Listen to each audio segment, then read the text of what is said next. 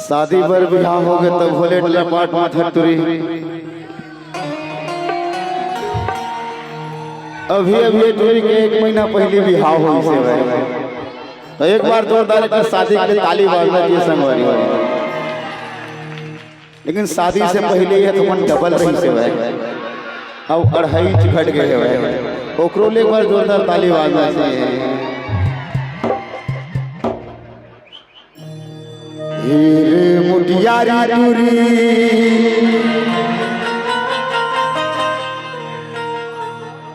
मोर गाँव घर के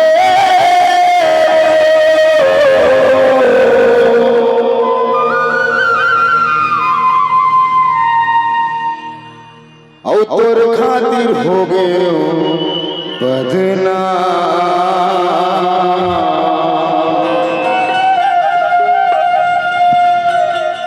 ये मैंने कहा तो रे हमर कोड़ी गांव के नरेंद्र बेंजो वाला बोला तो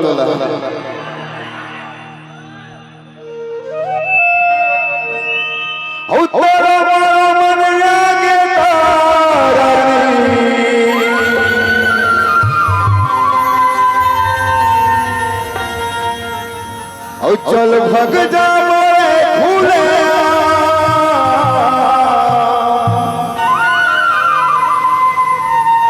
चल भग जाबो रे खुले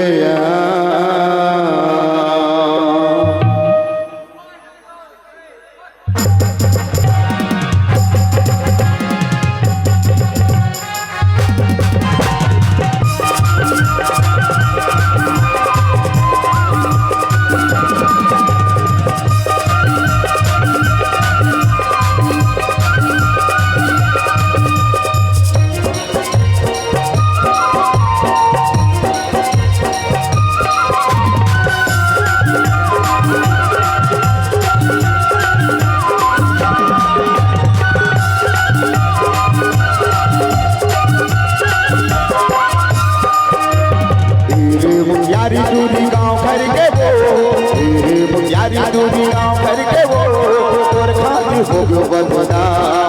अरे तोर खातिर हो गयो बदना।